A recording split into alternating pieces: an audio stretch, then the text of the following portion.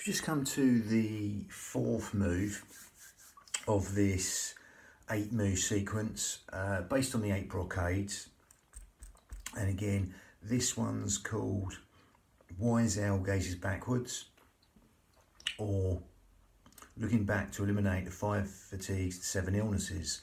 Again, that's a long-winded name for the traditional form. We're just taking that motion and linking it and calibrating it and synchronizing it to movement. That's all we're doing there.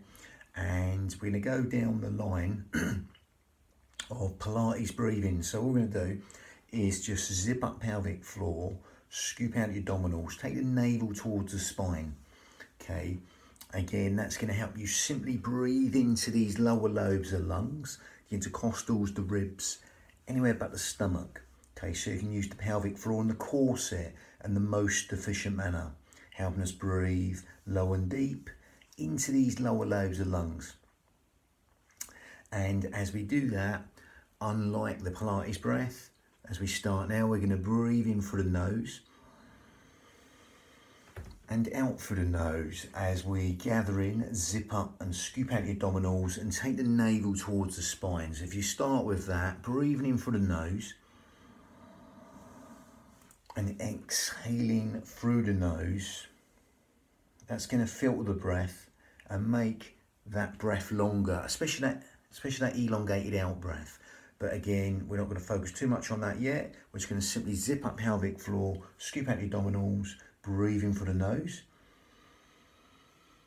and out through the nose. Again, that will help you lengthen the breath even longer, that smaller filter through the nose. Unlike the Pilates breath, which you exhale through pursed lips, that helps you fire the core and the corset more even more. But we're going down the yogic avenue here, where we're just keeping the mouth closed, in and out through the nose. That helps us lengthen the breath, okay? And that helps us get into these postures even easier, especially that lovely elongated out breath, okay, which is longer than the in breath, okay? That makes that hypnotic, that gives you that hypnotic response on the body. The in breath's conscious thought, the out breath's subconscious thought. So as you start that, as you zip up pelvic floor, scoop out your abdominals, and you're breathing in through the nose, you're going to exhale for as long as you like. And that will stimulate the subconscious part of the mind, the parasympathetic nervous system, all the things that you don't think about: sleep, digestion, rest, and relaxation, all benefited by elongating the out breath, longer than the in breath. That will naturally fall, okay, on that out breath.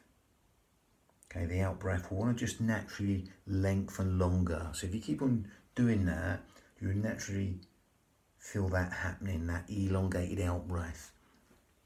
Again, it's a bit like sort of 7-11 breathing from hypnotherapy, or 5 and 8 or 5 and 9. It can be slightly longer or a lot longer. Everyone's breath will be different, but don't force anything. Just let it lengthen naturally. And again, just let go on the out breath, and that will naturally lengthen. So as we start with that, we're going to breathe in for the nose, but we're going to add Ujjayi breath. If you can't get this, don't worry, just stick to the breathing we're doing. Slightly more advanced Ujjayi breath, victorious breath. We grip at the esophagus, we're going to breathe in.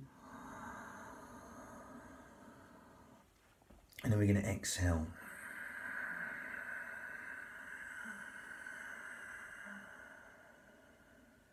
So you get that lovely, raspy, silky breath. As you do that, you'll feel that breath flow in and flow out, and even you'll feel it lengthen as you get the Ujjayi breath. If you can't get that, don't worry. Not everyone can get it straight away. You can just stick to the breathing out through the nose. That makes that yogic there. But that Ujjayi breath as we do it,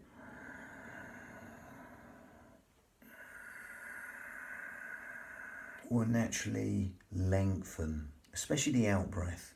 Can it help you stimulate the thymus gland, which helps, or the thyroid gland even. The thymus gland is here, that's stimulated in the way, but mostly the thyroid gland, which helps with weight control, etc. Helps us build the heat in the body, fan the fire, burn all the toxins in the body. So we're going to link that to the motions, nice simple motion, and we might add bits into it for more instability to make it challenge the core a little bit more. Okay, again, going to go back here. So from here, the basic motion is just turning this way and back. Okay, you're turning here. So again, imagine you've got a sort of skewer through your head and just turning off that skewer from side to side, getting this sternocleidomastoid muscle, which gets really tight with computers, etc., phones. So again, it's getting a sort of slight dynamic release stretch. Okay, the levator scapulae muscles, lots of different neck muscles there. And again, you're bringing the rotor cuffs here and you're opening up the chest. We're going to add more to that. Again, you can be down deep, as with all Qigong postures, or you can be up high. That's optional to you. We're going to add more in. So again, we're just breathing to prepare as we zip up pelvic floor, gathering, navel towards the spine, and we're going to exhale. And elongate the exhale longer than the inhale. We breathe in, come back. As we zip up pelvic floor, gather in, and exhale. That just opens out the chest and these rotor cuff muscles. If you want to go deeper, we just go deeper. Either squat stance here, but no lower than knees in line with toes, or go out deeper, slightly out of horse riding stance.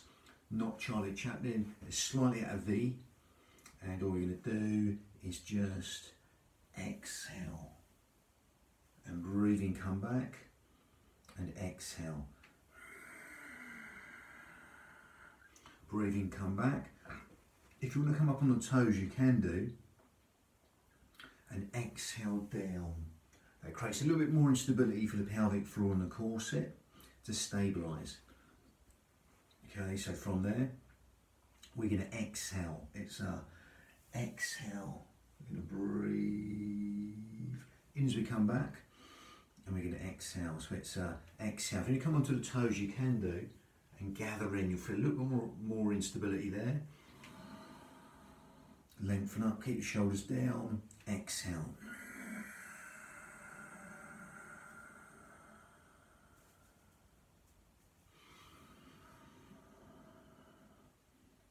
If you want to add some instability, you can come down staccato breath like this. So you're going to just exhale, exhale, exhale, exhale. You can do that with Ujjayi breath or just in and out through the nose. So it sounds like this. So it's a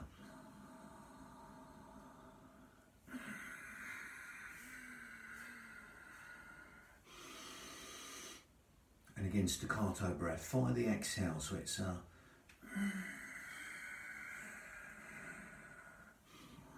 if you want to turn here, you can do.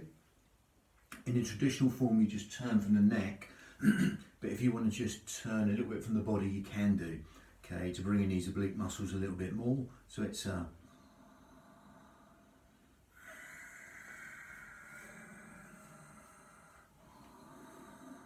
come back onto the heels, then come off to the toes, you come down, or just stay on the heels. See what suits you. It's more instability on the toes, so it's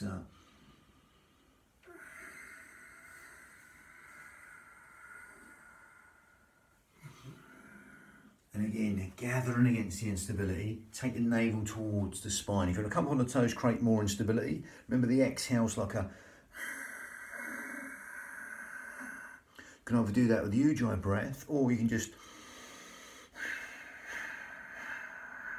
fire the breath, okay? That's just helping you fire this corset muscle. So it's like a cough or sneeze.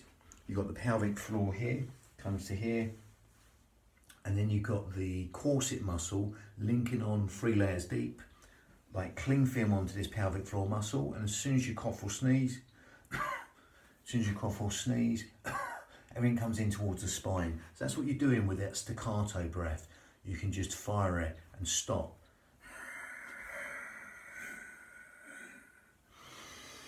Come up, then exhale. So it's a bit like sort of cleansing breath, not quite Kapalbhati breath, but again, don't get too caught up in exactly what it is. As with a lot of Qigong postures, they benefit organs, meridians, etc.